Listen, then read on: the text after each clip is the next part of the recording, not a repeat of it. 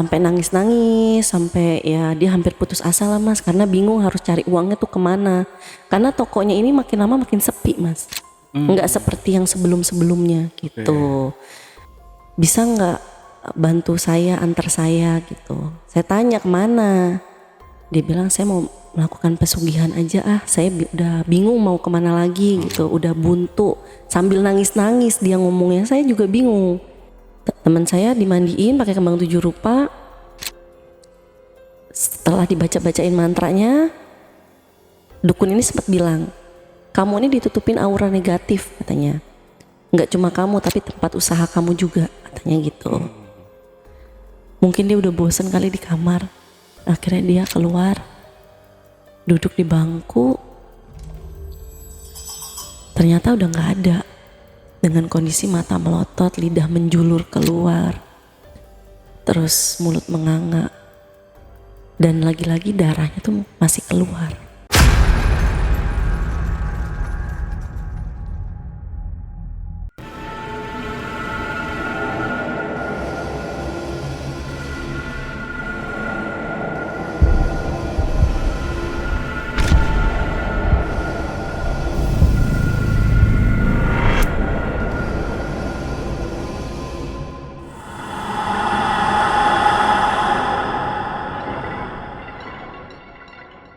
Assalamualaikum warahmatullahi wabarakatuh.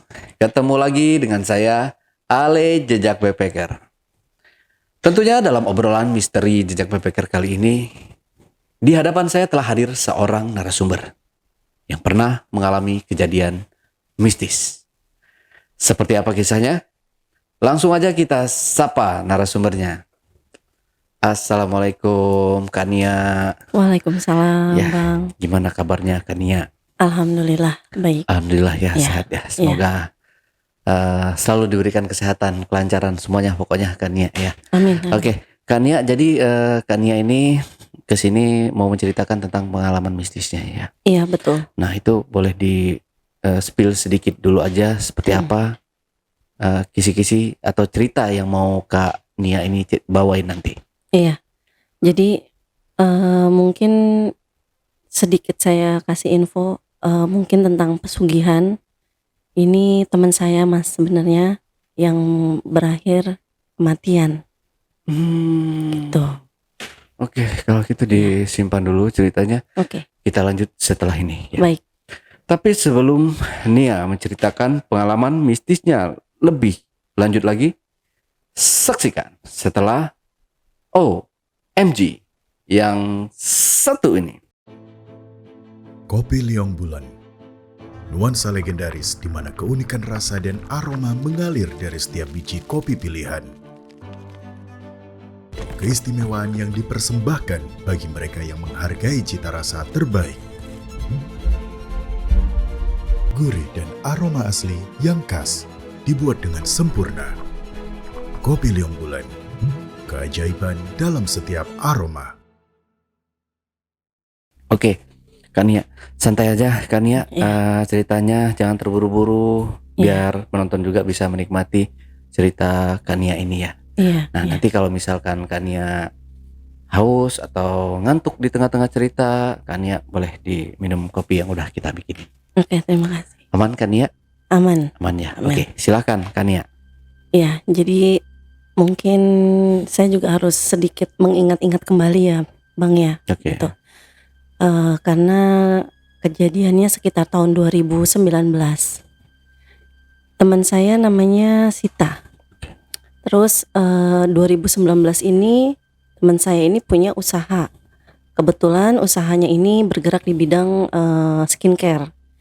Dia ini punya toko online skincare. Udah agak lumayan lah gitu ya, banyak juga. Tapi saya nggak bisa nyebutin namanya apa Mas. Kemudian kebetulan juga saya temenan nih Mas sama dia. Teman, bisa dibilang teman lama gitu sama si Sita ini gitu. Kebetulan rumah Sita dan saya ini juga deket gitu, karena memang kita udah teman lama. Sita ini minta tolong ke saya, minta tolong nih bisa bantu-bantu saya nggak gitu, bantu untuk packing produknya dia kalau ada pesan atau apalah gitu. Saya juga belum ngerti awalnya gitu. Tanpa pikir panjang karena kita ngerasa saya udah ngerasa temen lama, iya aja karena saya juga pikir daripada nganggur di rumah nggak ngapa-ngapain, karena suami juga pulang malam, ya sudah saya iyakan gitu. Berjalannya waktu saya sering lihat tuh Mas, dia tuh suka didatengin sama entah itu pihak bank atau apa gitu loh. Saya juga nggak berani nanya kan gitu. Yang saya tahu ada sering hampir tiap hari itu datang surat dari bank lah atau apa. Kemudian akhirnya Sita itu cerita ke saya bahwa memang utangnya dia banyak, sampai nangis, sampai ya dia hampir putus asa lah Mas, karena bingung harus cari uangnya tuh kemana. Karena tokonya ini makin lama makin sepi Mas, nggak seperti yang sebelum-sebelumnya gitu. Akhirnya dia bingung, dia cerita ke saya harus bagaimana ini, karena rumah ini kalau nggak dibayarkan 2 bulan ke depan tuh akan disita oleh bank gitu. Jumlahnya juga nggak sedikit gitu. Saya bilang ya coba cari jalan lain gitu loh. Saya nggak kepikiran yang aneh-aneh gitu. Saya cuma sekedar menasehati sebagai teman. Akhirnya nggak lama Sita ini bilang ke saya berapa hari kemudian nih Mas nih. Dia bilang ke saya, bisa nggak bantu saya, antar saya gitu. Saya tanya kemana. Dia bilang saya mau melakukan pesugihan aja saya udah bingung mau kemana lagi gitu, udah buntu. Sambil nangis-nangis dia ngomongnya, saya juga bingung. Saya mau bantu juga bantu gimana, karena keadaan saya juga nggak, ya ekonominya juga nggak terlalu gimana-gimana banget gitu Mas. Tapi yang saya heran, kadang dia suka minta tolong ke saya untuk kebutuhan dia sehari-hari gitu. Kayak misalnya untuk beli makan atau apa gitu. Ya saya sih sekedarnya saya bantu. Tapi hidupnya dia tuh hedon gitu loh. Kelihatannya mungkin orang nggak ngelihat, kalau ngelihat fisiknya tuh nggak mungkin dia nggak punya duit gitu. Karena pakai gelang emas, kalung atau apa gitu loh. Kalau saya kan nggak mikir ke situ, saya bantu ya udah saya bantu aja gitu, nggak ngomong apa-apa seadanya. Kemudian setelah Sita bilang minta tolong antar, saya tanya antar kemana? Antar ke salah satu dukun, dia bilang gitu. Saya kaget, saya kira cuma bercanda gitu. Saya tanya lagi dukun mana gitu loh. Ada di daerah Kerawang. Dia bilang. Saya tanya lagi, memang taunya dari mana? Tadinya saya pikir masih bercanda itu. Nggak terlalu diambil serius gitu. Kemudian Sita ini bilang, saya tahu dari medsos gitu. Cuman saya nggak nanya lagi medsosnya apa, saya nggak tahu gitu. Tolong ya antar saya gitu, dia bilang. Karena saya takut terjadi apa-apa sama teman saya ini, ya udah saya antar. Kebetulan Sita ini dia janda Mas. Anak 1, anaknya masih SD tapi ikut mantan suaminya di kampung. Gitu. Jadi dia tinggal di sini sendiri gitu loh.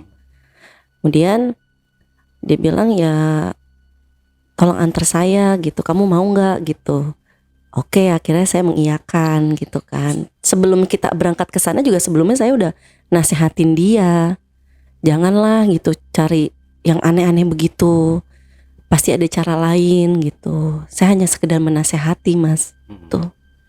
Dia bilang nggak bisa, saya harus ke sana, saya harus cari jalan instan. Dia bilang gitu, nggak bisa. Pokoknya dia tetap ngotot. Cuma dia minta antar doang gitu ke saya tuh, minta antar dong gitu ke sana. Saya tanya daerah mana, Kerawang dia waktu itu bilang. Karena kalau nggak dibayarkan rumah itu ya bakalan disita. Dia bilang lagi ke saya gitu. Karena kan dia jaminannya rumahnya itu buat modal dia waktu itu bikin skincare itu gitu, usaha itu gitu. Tolong saya, anterin saya, dia bilang gitu, tolong ya gitu. Akhirnya oke, saya mengiyakan. Kita pagi-pagi jalan ke Kerawang.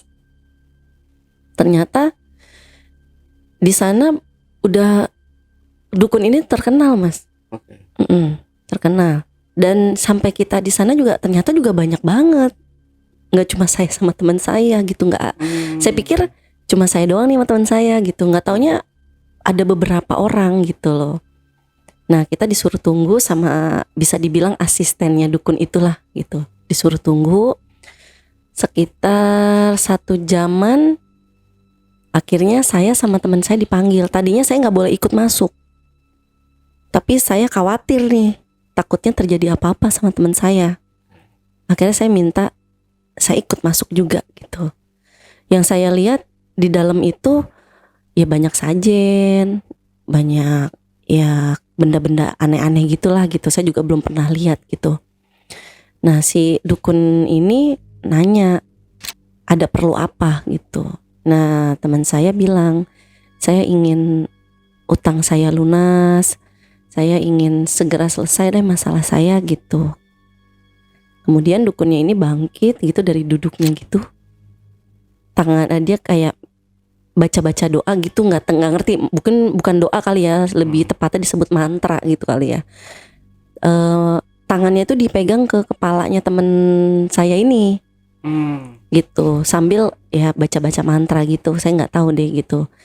Terus disiram pakai kembang 7 rupa teman saya gitu, tapi masih inilah normal gitu, nggak yang aneh-aneh gitu. Terus dukunnya ini bilang kamu belum boleh pulang sampai ritual ini selesai. Nah setelah si teman saya ini udah selesai dibacain mantra gitu, dukunnya nih kayak kasih semacam garam sama kembang 7 rupa, dikasih bungkuskan gitu. Nggak tahu deh itu, sepertinya itu isinya gitu. Saya juga nggak ngeh banget. Bilangnya sih untuk ditaburin di sekitar rumah dan tempat usahanya dia gitu. Nah si dukunnya ini bilang ini kalau habis balik lagi gitu. Nah si teman saya ini dibilang disuruh bayar maharnya waktu itu sekitar kalau nggak salah waktu itu 3 jutaan gitu. 3 juta akhirnya dipulang nih. Pulang dilakuin nih mas sama dia.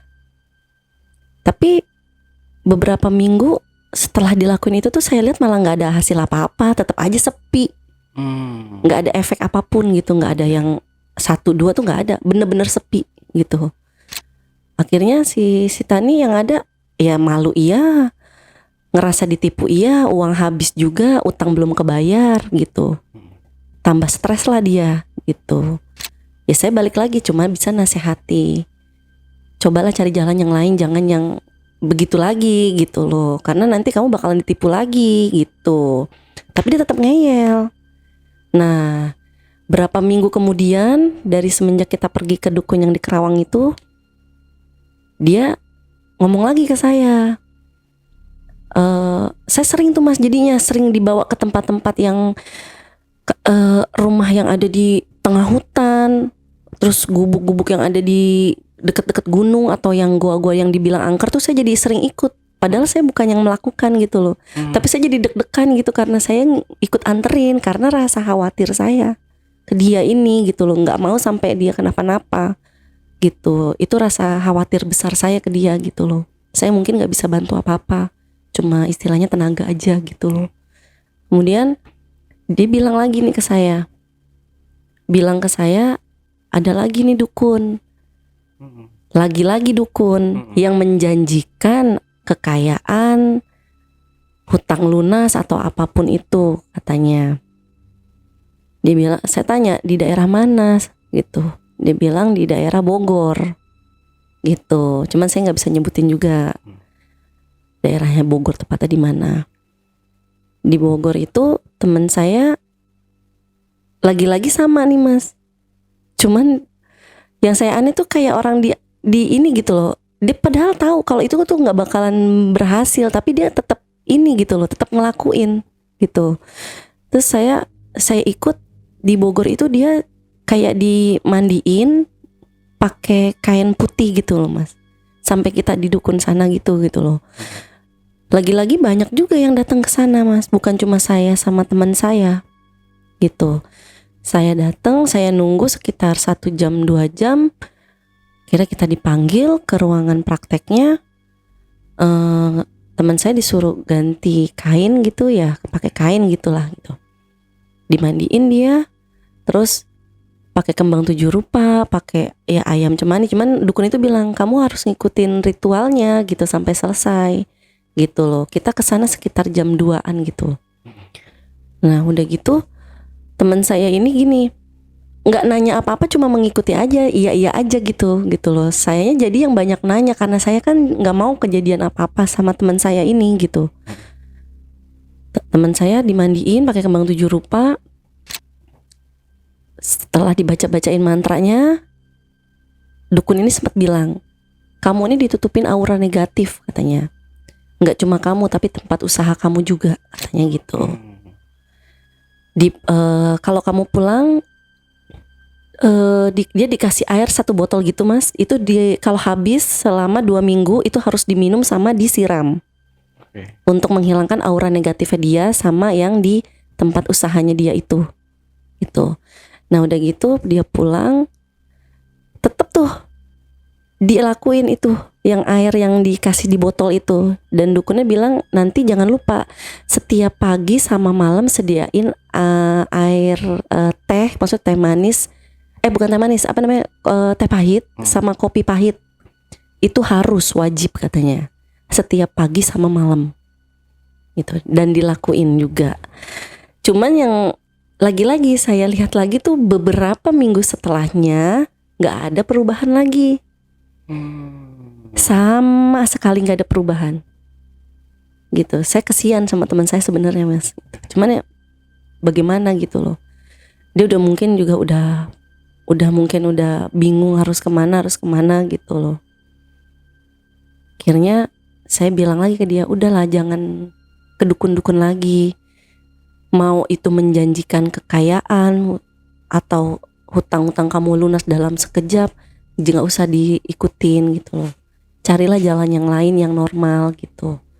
Karena saya khawatir kamu kenapa-napa, takutnya kamu nanti, ya namanya kita kan, itu kan perjanjian dengan makhluk gaib ya mas. Nanti kamu kenapa-napa, saya bilang gitu. Enggak, saya mau, pokoknya saya udah nggak bisa. Ini udah mepet banget waktunya gitu. Tetep terus dia gitu. Setelah berapa bulan lagi-lagi nanya lagi ke saya, bilang kamu mau nggak masih nganterin saya kemana lagi. Saya bilang gitu, kamu nggak ada capeknya juga ke dukun, kamu udah sering dibohongin, ditipu sampai berjuta-juta gitu. Enggak, pokoknya yang ini berhasil, pasti berhasil. Dia bilang ini nggak pakai mahar. Dia bilang nggak pakai mahar, nggak pakai sajen atau apapun itu. Cuman memang dukunnya bilang ke saya, katanya, kalau kamu mau dilancarkan semuanya, ya kamu harus ikutin ritualnya juga. Tapi ada konsekuensinya, katanya gitu. Dan kamu harus siap dengan semuanya. Saya bilang iya, kata Sita gitu, teman saya nih mas. Ya tolongin anterin saya ya gitu. Saya tanya daerah mana, daerah Banten waktu itu. Akhirnya saya tanya suami juga, maksudnya karena saya mau nganterin teman saya ini, suami ngizinin lah, mungkin ya udahlah gitu, gimana lagi gitu loh. Dia tetap ngeyel dibilanginnya gitu kan. Kita pagi-pagi sekali kita nyewa mobil, pakai mobil mas, kita nyewa beserta supir kita ke sana karena nggak tahu jalan. Itu juga sempat nyasar kita ke masuk ke dalam hutan, ya jauh dari rumah warga, kebun-kebun singkong lah apa, saya juga nggak ngerti gitu. Supirnya juga sempat nanya, mungkin takut juga kali mas, kalau takut nanti dibegal atau apa gitu, karena kan jalanannya sepi banget gitu, nggak ada rumah penduduk atau apa gitu. Nih kita mau kemana gitu. Akhirnya ada di simpang jalan itu. Yang saya ingat itu tuh simpang jalan. Akhirnya kita nanya nih mas, kita kan bingung. Saya lihat ada bapak-bapak gitu mas, kayak duduk di batu agak besar gitu. Saya tanya gitu sama Sita nih, Pak maaf gitu, kita mau ke rumah, nama dukunnya kalau nggak salah Kisamin. Kita mau ke rumah Kisamin gitu loh. Bapak tahu nggak ya arahnya gitu. Dia nggak ada ekspresi apa-apa, cuman dengan nunjuk aja arahnya gitu, pakai nunjuk aja gitu, nggak ngomong nggak apa, ekspresinya juga datar gitu. Oh ya sudah gitu loh, saya mungkin arahnya sana gitu. Ya udah kita akhirnya ke sana. Memang masih agak lumayan, sekitar 30 menitan gitu Mas dari yang ketemu bapak-bapak itu. Akhirnya kita sampai, itu ada di dalam kayak hutan gitu tuh Mas tempatnya. Dan lagi-lagi di sana rame juga Mas. Saya juga bingung itu orang, mereka taunya tuh dari mana gitu Kisamin ini gitu. Dan terkenal juga di daerahnya itu tuh Kisamin tuh terkenal gitu. Saya sama teman saya nih nunggu gitu. Nunggu sekitar 2 jaman, sampai di sana tuh sore, nggak malam. Sore jam 4-an lah gitu, jam 4-an kalau nggak salah gitu. Tapi di sana kan karena mungkin pohon-pohonnya agak tinggi, jadi kayak udah mau maghrib gitu loh. Gitu. Nah kita di sana sampai kita disuruh nunggu dulu nih gitu sama Kisamin. Nah nggak lama kita sekitar 2 jam itu dipanggil lah baru nih. Saya sama teman saya. Kita masuk ke dalam ruangan Kisamin. Saya kaget. Ternyata wajahnya tuh sama kayak orang yang tadi saya temuin di simpang itu, yang duduk di batu itu. Saya sama teman saya juga ya lihat-lihatan gitu, kok sama gitu. Saya nanya sih, maksudnya maaf Ki, tadi saya ketemu bapak-bapak gitu di simpang jalan, wajahnya kok sama ya gitu sama Kisamin gitu. Cuman dia nggak ngomong apa-apa, cuma senyum aja gitu. Setelah saya tanya gitu, Kisamin suruh duduk nih saya sama teman saya. Kamu mau ada keperluan apa katanya. Teman saya bilang, saya mau lunas hutang saya gitu. Saya mau jualan saya laris lagi gitu. Saya pengen tenang, pengen inilah gitu, pengen seperti ini lagi, seperti dulu lagi, ramai gitu. Tapi kamu sudah siap dengan konsekuensinya gitu. Siap katanya gitu. Disuruhlah ganti pakai kain putih, tapi agak, maaf ya masih agak tipis gitu loh Mas. Agak tipis. Pertama tuh sama teman saya ini ragu gitu loh, karena kan disuruh ganti itu gitu loh, maksudnya tipis banget gitu loh kain putihnya gitu. Kalau yang di sebelumnya itu kan hanya kain batik biasa panjang, kalau ini kain putih tapi tipis gitu. Diajaklah ini teman saya ini kayak di bawah pohon besar gitu. Terus ada kayak kuburannya tuh kayak agak lama gitu loh Mas. Saya nggak tahu deh, itu mungkin agak dibilangnya katanya kuburan keramat, karena saya nggak boleh banyak nanya katanya gitu. Teman saya dimandiin pakai kembang 7 rupa di sana. Dimandiin gitu ya. Kemudian yang saya heran, saya tadinya sempet ini gini loh, apa ya? Kok gini sih gitu loh. Tapi saya deg-degan gitu loh Mas. Si Sita ini setelah dimandiin, si dukun bilang gini, ya maaf ya maksudnya agak-agak vulgar gitu ya.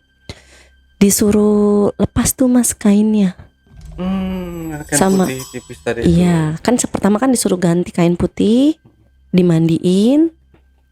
Setelah itu disuruh lepas gitu. Saya kaget dong, lo kenapa disuruh lepas gitu. Berarti kan nggak pakai apa-apa gitu. Dukunnya cuma bilang, si Kisaminnya bilang kalau mau ya ikutin gitu. Ya akhirnya teman saya ngikutin, dilepas semuanya. Si Kisamin ini sambil megang kayak entah itu warna putih sama lagi-lagi ada kembang 7 rupanya, dibalurin tuh Mas di badannya. Otomatis kan kayak diraba ya Mas.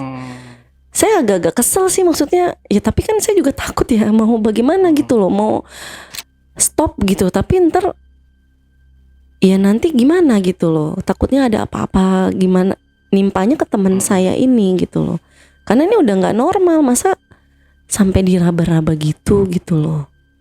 Ya mungkin pikiran teman saya ini wajar karena mungkin dia saking putus asanya gitu loh, tapi bagi saya itu sebenarnya udah nggak wajar gitu, sampai diraba-raba gitu dengan entahlah itu pakai apa gitu. Akhirnya si Kisamin bilang ke teman saya, kamu dalam hati nyebut deh gitu, dalam hati maunya apa gitu, keinginan yang paling ini banget gitu. Teman saya sambil merem, mungkin ya keinginannya itu hutang lunas dan tokonya usahanya lancar lagi gitu. Tiba-tiba kayak saya kaget tuh Mas. Saya sebenarnya kaget itu karena refleks nyebut astagfirullah gitu loh. Cuman si Kisamin itu kayak ngelihat melotot ke saya gitu loh. Karena meledak, bunyi ledakan gitu loh Mas, kayak bunyi petasan gitu. Nggak gede sih, cuman nggak kecil juga, tapi bikin kaget gitu. Nah disamperin lah itu sama Kisamin tuh, ternyata ada di bawah pohon itu. Itu pohonnya gede banget Mas. Kayaknya sih kayak pohon beringin ya, yang gede gitu loh pohonnya. Disamperin sama Kisamin ke arah ledakannya itu. Ternyata sama Kisamin tuh diambil, ditunjukin nih ke teman saya. Dibilang kalau benda ini keluar berarti keinginan kamu terkabul. Gitu katanya. Teman saya seneng, senyum-senyum atau apa gitu loh. Akhirnya dikasihlah itu benda itu sama Kisamin ke teman saya. Nah setelah selesai semua ritual, kita pulang nih Mas. Kita pulang.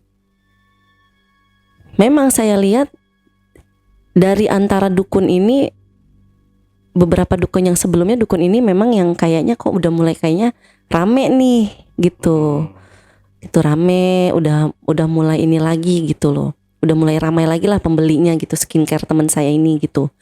Tapi teman saya tuh pernah cerita ke saya, kok dia setiap malam ini dia mimpi gitu loh. Setiap malam tuh mimpi kalau dia katanya dikubur hidup-hidup sama sosok, katanya tuh kayak makhluknya tuh kayak gede gitu loh, tapi nggak ada kulitnya gitu. Jadi kelihatan kayak organ-organnya tuh kelihatan gitu, tapi nggak mau peduli lah gitu katanya gitu. Yang penting usaha saya lancar gitu, sama utang saya segera lunas, dia bilang gitu.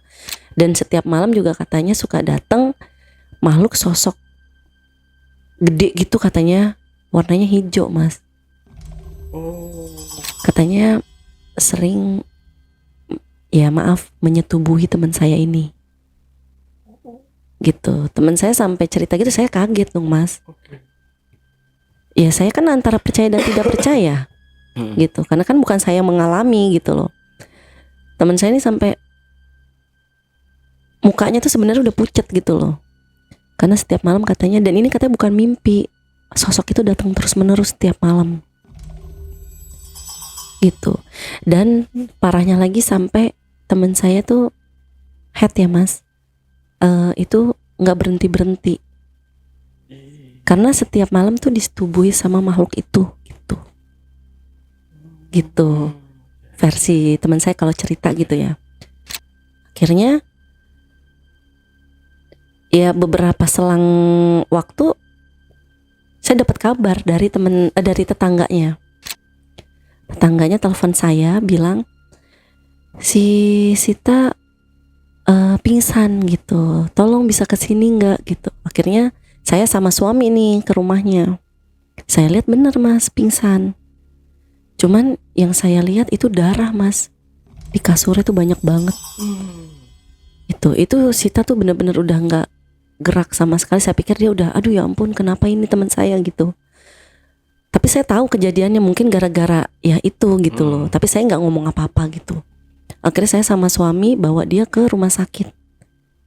Saya bawa dia ke rumah sakit, sempat dirawat di ICU sekitar 3 atau 7 harian lah gitu. Akhirnya baik kembali gitu, sehat gitu. Alhamdulillah dia pulang ke rumah bisa beraktivitas lagi tuh Mas.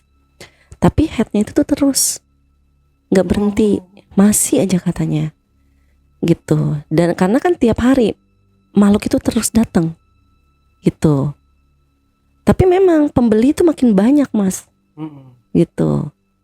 Nah beberapa minggu kemudian kan sebelum itu kan saya telepon dong dukunnya, kok teman saya ini gini sampai masuk rumah sakit darahnya banyak gitu. Saya cerita ini, Kisamin tuh bilang, kan teman kamu bilang katanya pengen ramai gitu, usahanya pengen maju, pengen ramai gitu. Sudah kan katanya, sudah terbukti belum katanya gitu. Sudah kan katanya gitu.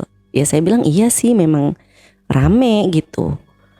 Akhirnya setelah beberapa minggu si teman saya ini, saya lihat ya masih ya dengan keadaannya seperti itu, saya pikir ya sudahlah gitu ya, saya ikutin aja gitu.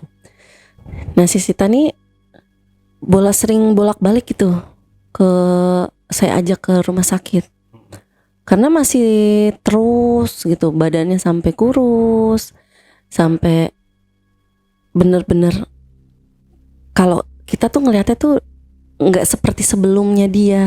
Oke, yang segar gitu. Meskipun ya bisa dibilang utangnya banyak, tapi kelihatannya dia masih seger gitu loh, badannya masih ini gitu loh Mas, masih seger lah gitu, mukanya juga nggak ini gitu. Tapi kok dia sering cerita ke saya gitu, sama cerita mungkin teman dekatnya hanya saya gitu loh, dia nggak berani cerita ke yang lain karena hanya saya yang tahu apa-apa yang dia lakukan gitu loh Mas. Dia bilang saya sebenarnya capek gitu loh. Dia bilang gitu sendiri, saya sebenarnya capek kayak gini, tapi saya nggak ada pilihan lain. Dia bilang saya harus punya uang supaya rumah saya juga nggak sampai disita. Dia bilang saya pengen usaha saya maju, saya pengen nunjukin ke orang-orang kalau saya tuh bisa, katanya gitu. Saya ingin nafkahin anak saya gitu. Dalam kondisi dia seperti itu, dia sebenarnya dia orang yang baik Mas.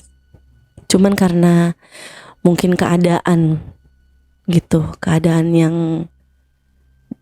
ya menuntut dia kayak gini jadinya gitu. Tapi kan saya juga bilang nggak bosen-bosen nasehatin, sudah jangan dilanjutin, sudah jangan dilanjutin. Dia bilang nggak bisa gitu loh, nggak bisa mundur. Saya nggak ngerti maksudnya bisa mundur tuh apa gitu loh, nggak bisa mundur itu bagaimana gitu, nggak ngerti. Saya bilang kamu tuh udah sakit begini, sering keluar masuk rumah sakit, pendarahan terus menerus gitu loh, tapi di dokter juga nggak ada sakit apa-apa gitu, cuma dikasih obat, dikasih antibiotik, dan itu tuh nggak nyembuhin sama sekali.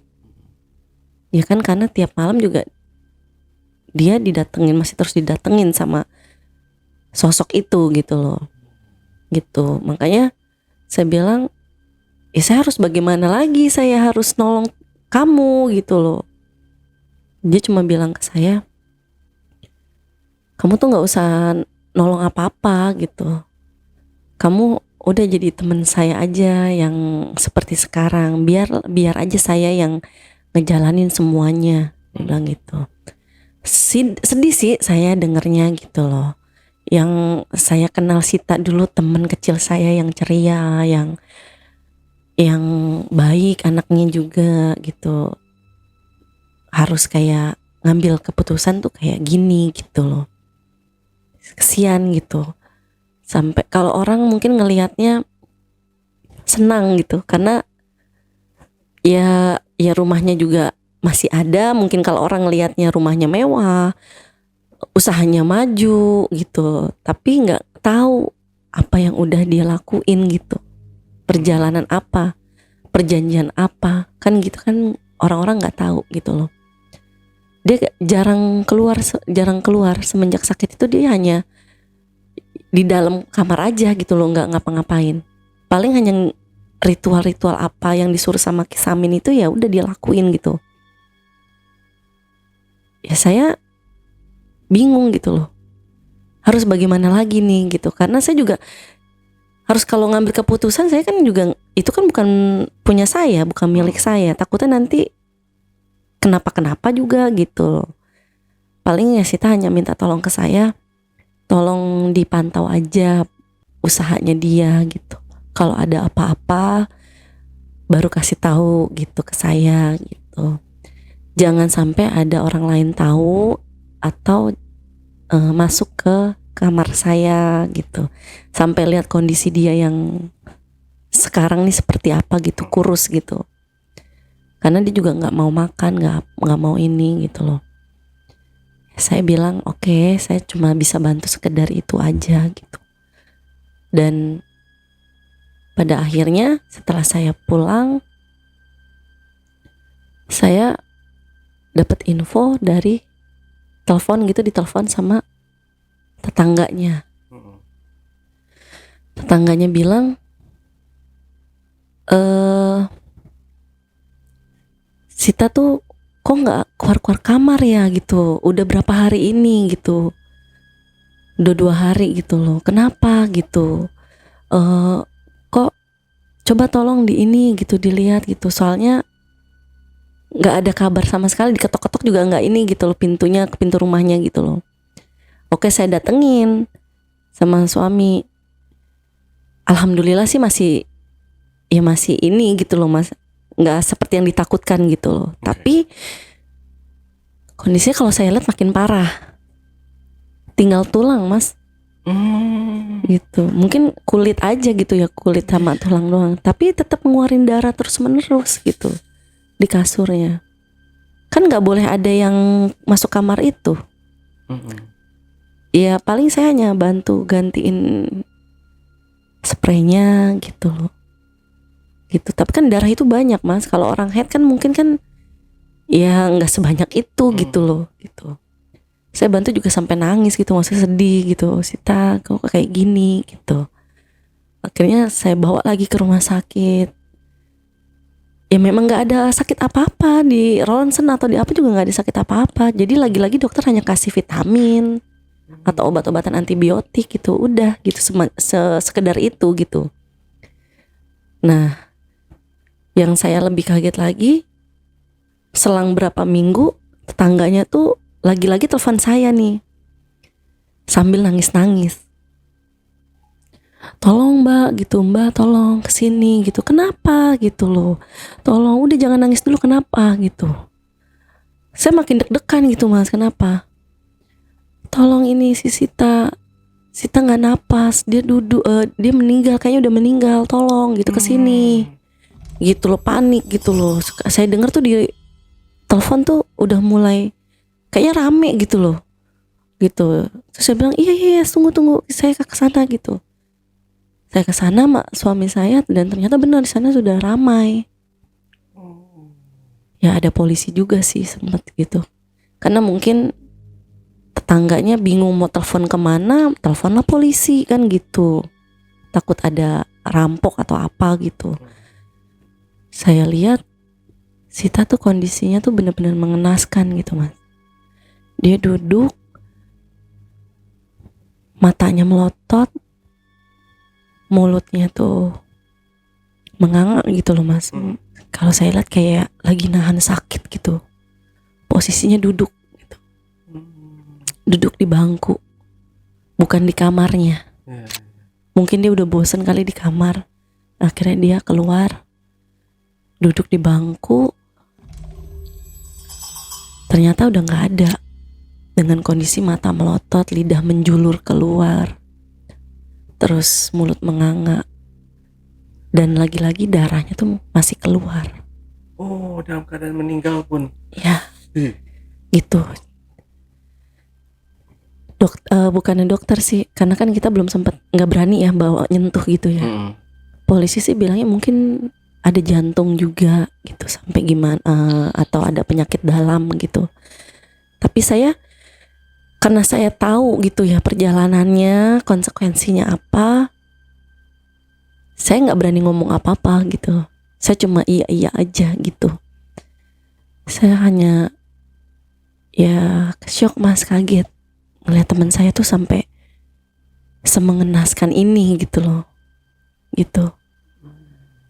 Dan saya langsung telepon Kisamin. Kisamin ini bilang, kan semua keinginannya sudah tercapai, sudah terpenuhi. Dulu kan dia mintanya usahanya itu normal lagi, ramai lagi gitu, skincare-nya gitu. Terus hutang-hutangnya lunas. Nah sekarang hutang-hutangnya sudah lunas katanya gitu. Saya kaget, saya maksudnya nanya, maksudnya hutang-hutangnya lunas gimana Kisamin gitu. Ya kan dengan dia meninggal itu hutang-hutangnya otomatis selesai, lunas. Ya saya nggak bisa ngomong apa-apa, saya cuma oh jadi selama ini mungkin maksudnya utang-utangnya lunas itu ya ini dengan nyawanya teman saya ini gitu. Akhirnya saya ya mau bagaimana lagi gitu loh. Lama-lama juga bangkrut skincare-nya, toko online-nya juga tutup, rumahnya ini juga kosong. Sekarang udah ya karena nggak ada yang ngurus lagi. Dan kalau saya setiap kali lewat rumahnya tuh, saya tuh kayak denger sayup-sayup sebenarnya sih, apa mungkin perasaan saya aja, saya juga nggak ngerti. Kayak denger suara, hutang saya lunas, gitu, hutang saya lunas, gitu. Tapi bayarannya nyawa saya sendiri, gitu. Suaranya tuh pelan, lirih gitu loh. Kayak, ya mungkin kalau sekilas aja mungkin gitu loh, kalau kita ngedengerin banget baru kedengeran gitu. Apa mungkin saya aja kali yang didengerin karena saya temennya gitu. Ya yang saya tahu sekarang rumahnya memang udah kosong dan nggak ada yang berani lewat situ juga gitu. Karena ya lama-lama kan orang jadi tahu Sita ini melakukan pesugihan ya yang berakhir dengan nyawanya sendiri gitu. Makanya ya saya sih hanya bisa mendoakan semoga teman saya diampuni lah mas segala dosa-dosanya sama Allah, ditempatkan di tempat yang baik gitu loh mas. Meskipun memang kan sebenarnya kalau kita meminta bantuan itu kan sebaik-baiknya kan hanya kepada Allah gitu. Jadi ya mungkin saya minta ke semuanya yang dengerin cerita ini, minta tolong doanya buat ke teman saya. Ya semoga almarhumah ya diampuni dosa-dosanya. Gitu. Oke. Nah, setelah meninggalnya si almarhumah ini ya, almarhumah siapa tadi namanya? Sita. Ya. Sita ini udah meninggal. Berarti ini usahanya ini siapa yang meneruskan? Sebelum dia bangkrut, sebelum bangkrut tutup. Ya? Nggak ada. Nggak ada. Kan saya taunya hanya kayak bagian mungkin keuangannya atau keluar masuk barang gitu. Saya hanya sekedar itu aja. Kalau untuk kayak mungkin kalau masakan resep-resepnya gitu ya mas ya, komposisinya gitu untuk skincare itu kan saya nggak tahu. Yang tahu kan hanya Sita. Gitu. Jadi kalau saya waktu itu dipercaya hanya sebatas kayak bagian keuangannya atau keluar masuk barang gitu. Atau ya kayak gitu-gitu aja gitu loh. Saya minta dibantunya, Sita tuh minta dibantunya itu aja gitu loh. Kalau untuk resep-resep apa komposisi dari bahan-bahan skincare-nya itu saya nggak tahu gitu. Jadi ya udah perlahan-lahan ya sepi lagi dan lama-lama ya bangkrut gitu. Karena kan kalau enggak, maksudnya yang meneruskan nih. Nggak ada yang megang nggak itu? Nggak ada. Nggak ada. Sepi itu siapa yang ngejalanin? Ya nggak ada. Jadi karyawan juga lama-lama kan, karena kan butuh gaji kan kalau karyawan. Yang gaji siapa kan gitu. Kalau nggak ada yang beli juga yang gaji siapa kan. Lama-lama misalnya kalau ada orang yang beli tapi produknya itu nggak ada, gimana? Oke, ini kan udah meninggal. Maksud saya gini, yang meneruskan ini mestinya ada dong. Itu kenapa masih buka? Nggak ada, udah tutup. Udah bangkrut gitu loh mas. Jadi setelah Sita meninggal ini memang kan masih ada sisa barang nih. Sisa barang gitu. Jadi karena ya udah saya jual aja gitu loh. Saya abisin. Oh, berarti gitu. Sama Kak Nia. Jadi yang meneruskan sementara nih. untuk ngabisin barangnya aja gitu loh. Karena daripada numpuk nggak kejual juga, atau takutnya nanti ada yang beli tapi nggak ada barangnya juga, kan kita juga nggak mau dong gitu nanti terjadi apa-apa lagi kan gitu. Ya udah saya bilang jualin aja produk yang masih sisanya ini, meskipun memang masih tergolong banyak sih gitu. Saya jual gitu ya dengan sepengetahuan saya aja gitu loh, karena saya udah dikasih tahu rulesnya tuh seperti apa, SOP-nya seperti apa kan gitu. Oke. Jadi setelah habis ya udah tutup gitu. Sisanya tutup itu tuh untuk pembayaran karyawan-karyawan itu gitu. Nah, ini berarti si Sita ini dia melakukan pesugihan butuh hijau, bukan? Sepertinya ya Mas ya, karena dengan dia cerita dengan yang dia cerita. setiap malam didatengin sama sosok tinggi besar warna hijau itu, ya mungkin itu gitu loh. Karena tiap malam kan mereka bersetubuh gitu loh. Jadi Itu. untuk melancarkan usahanya ini dia Dan harus untuk memenuhi kebutuhan si buto hijau itu. si butuh hijau ini ya, Iya, ya untuk melayani si butuh iya, hijau. iya. Iya. Jadi iya, sekarang juga rumahnya juga memang rumahnya nggak jadi disita sama bank karena kan hutangnya sudah lunas. Kan kalau hutang sudah lunas itu kalau orangnya itu sudah meninggal gitu ya, otomatis hutang lunas gitu, karena kan nggak ada ahli waris atau siapapun, nggak ada gitu. Jadinya ya udah, rumahnya masih ada, memang benar masih ada, utangnya lunas gitu, seperti keinginannya si Sita ini.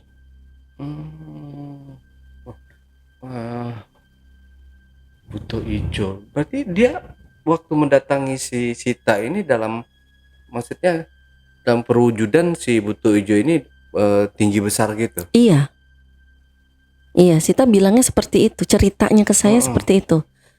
Dan itu dia bilang, karena saya bilang mungkin mimpi kali gitu. Dia bilang enggak mimpi gitu, ini nyata gitu. Sosok tinggi besar hijau gitu, ya memang ya benar gitu, bukan mimpi gitu. Sita bilangnya gitu. Dan tiap malam memang kami bersetubuh katanya gitu. Teman-teman kebayang nggak? Kalau saya sih ngebayangin ya, si Iya. Sitanya mungkin kecil, si butuh Iya. hijaunya gede. Iya, cuman ya itu makanya kan kalau kita kan orang awam, mungkin kita saya aja kedengernya gini loh Mas, tinggi besar kan gitu ya. Ya mungkin butuh hijau itu kan kayak urban legend sebenarnya. Iya. Gitu. Tapi kan kita ya jangan juga minta supaya ketemu sih kan gitu. Tapi kan Sita ini saya tahu dia tuh nggak mungkin bohong gitu loh. Dia bilang tinggi besar, saya hanya ngebayangin juga tuh. Tinggi besar, apalagi makhluk goib. Iya. Gitu. Seperti apa gitu loh. Kan gitu. Gitu, makanya sampai pendarahan itu kan gitu. Tapi bagaimana, orang sudah terlanjur nyemplung, dia bilang sekalian aja gitu, meskipun konsekuensinya ya nyawanya. Kebayang sih ya. Gitu. Ya sampai kurus kering gitu Mas, kan gimana Tapi jadinya? memang nggak berusaha minta pertolongan sama si Kisamin. Ya Kisamin nggak ya, kalau dia kan hanya melakukan apa yang diminta. Kan gitu. Kalau untuk nolong gimana ya, saya rasa kayaknya dukun-dukun dimanapun kalau untuk nolong itu nggak mau dia kan gitu, karena kan ya ini kan dari awal perjanjian kamu tuh udah mintanya seperti ini, ya udah dijalanin sampai selesai kan gitu. Setahu saya gitu, karena saya sering diajak sama si Sita gitu. Nauzubillah min zalik ya. Iya. Kalau meninggal dengan keadaan yang masih berumur dosa gitu ya. Iya. Penuh dengan dosa, bahkan kemusyrikan. Iya. Dan Allah juga nggak mau menerima sih biasanya. Nggak mau, ya nggak tahu dah, mudah-mudahan Iya, tapi iya, kita mudah-mudahan, nggak iya. ke situ ya, kita doakan aja yang terbaik untuk Amin. Sita ya. Iya, amin. Amin. Amin, mudah-mudahan. Ya, apa yang kita perbuat yaitu konsekuensi tanggung jawabannya. Iya. Gitu. Oke. Dari sini Kak Nia ada yang perlu disampaikan lagi nggak nih kira-kira? Ya mungkin gini ya Mas, sesulit-sulitnya kita, sesusah-susahnya kita, jangan pernah kita meminta bantuan ke dukun lah, ke makhluk-makhluk ya itulah gitu. Kita tetap minta sama Allah Mas. Yakin Allah pasti bantu. Meskipun gak instan juga, karena Allah juga pengen lihat usaha kita gitu. Meskipun dukun itu bilang menjanjikan kayak instan lah, urusan cepat selesai, atau uang nanti bakalan datang dengan ini ya, iming-iming kayak gitu tuh jangan dipercaya gitu, jangan mau gitu loh. Seputus asanya kita tetap minta sama Allah gitu. Karena logikanya aja, kalau memang dukun itu menjanjikan kekayaan, kenapa nggak buat dirinya sendiri aja gitu, biar dia kaya dulu kan Iya. gitu logikanya tuh. Tapi mudah-mudahan semoga semuanya yang dengar, yang lihat ini ya tetap jangan berputus asa, rahmat Allah lebih besar gitu. Oke, kan ya, terima kasih buat waktunya. Iya sama-sama Mas. Oke, Jepekers, setelah tadi obrolan misteri jejak backpacker bersama narasumber kita, Nia. Jangan lupa untuk selalu support channel YouTube Jejak Backpacker dan channel YouTube Ale Jejak Backpacker.